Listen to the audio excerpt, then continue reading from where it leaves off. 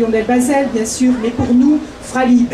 Le thé éléphant qui est né il y a 180 années, c'est un outil que nous ne voulons pas perdre. Et tout à l'heure, quand Arnaud Montebourg a parlé, j'ai vu à nouveau comment il avait rendu la fierté aux salariés de Fralib qui se battent maintenant depuis 605 ou 608 jours.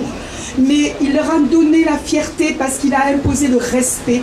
La situation va être difficile, mais il a posé des normes, il a montré la volonté d'un ministre, mais d'un ministre de gauche, et moi j'étais fière de t'entendre, de parler, pour dire combien on allait à la fois défendre l'outil industriel et respecter les familles qui se battent. Alors Arnaud, tu es venu me soutenir, à travers moi tu es venu montrer l'intérêt que tu avais pour ce Sud et pour Marseille, et tu es venu en même temps soutenir l'ensemble de mes collègues.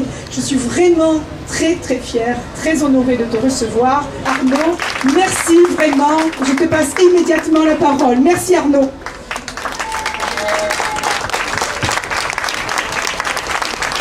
Bon, Madame la Ministre, ma chère Marie-Arlette, Mesdames et Messieurs, alors j'ai beaucoup d'honneur, de fierté, de plaisir à être ici, à côté de Marie-Arlette, qui est entrée au gouvernement après la victoire de François Hollande il y a quelques jours.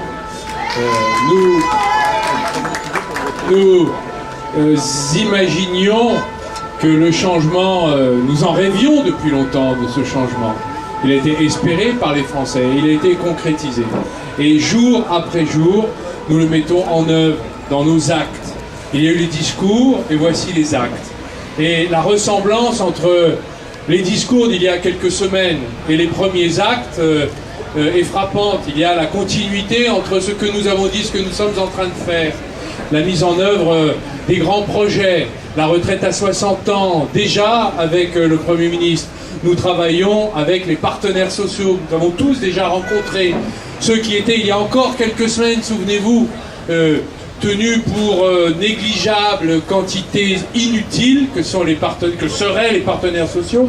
Eh bien, aujourd'hui, nous discutons avec le patronat, les organisations syndicales, pour construire l'unité de ce pays autour de son redressement. Et bien sûr, nous voyons bien que la droite cherche à nous attaquer, elle cherche des angles de critique, mais en fait, les premières mesures qui ont été prises étaient celles du programme. Il n'y a nulle raison de s'en inquiéter. J'entendais la droite dire, mais vous allez prendre par décret la décision d'étendre pour les longues carrières, les gens qui ont travaillé à 17, 18 ans, qui sont en train de cotiser 43, 44 ans, 45 ans, vous allez mettre en œuvre la retraite à 60 ans pour eux. Oui, c'était dans notre programme il y a encore 15 jours. Heureusement que nous le faisons. Et nous avions même dit que nous le ferions par décret. Pourquoi ? Parce que la loi viendra en son temps, après la discussion avec les partenaires sociaux, de même que le décret interviendra après la négociation et la discussion avec les partenaires sociaux. Respect de la société française, de ceux qui les représentent d'une manière ou d'une autre. Eh bien, c'est une méthode de travail et de rassemblement des Français pour conduire la réussite du changement. Je veux remercier Marie-Arlette pour tout ce qu'elle incarne ici à Marseille. D'abord, le terrain, c'est fondamental. Des années au service de nos concitoyens.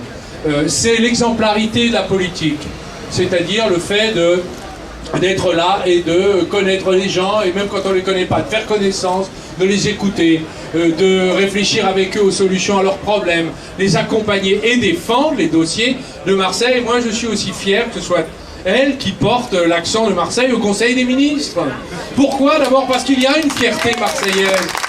Pour nous, il est très important qu'il n'y ait pas de singularité du Sud. On dit souvent, bah, les pauvres, ils sont comme ça, là-bas la corruption est partout, c'est normal. Non, ce n'est pas normal. La loi de la République s'applique de la même manière sur tout le territoire.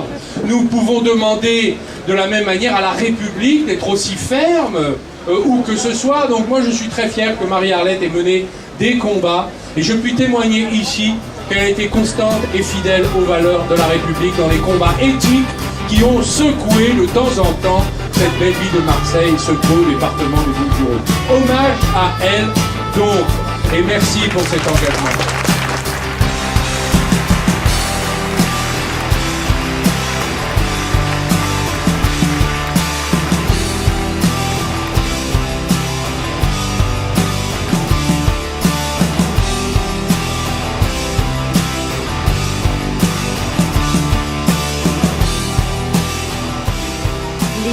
17 juin avec François Hollande. Donnons une majorité au changement. Votons.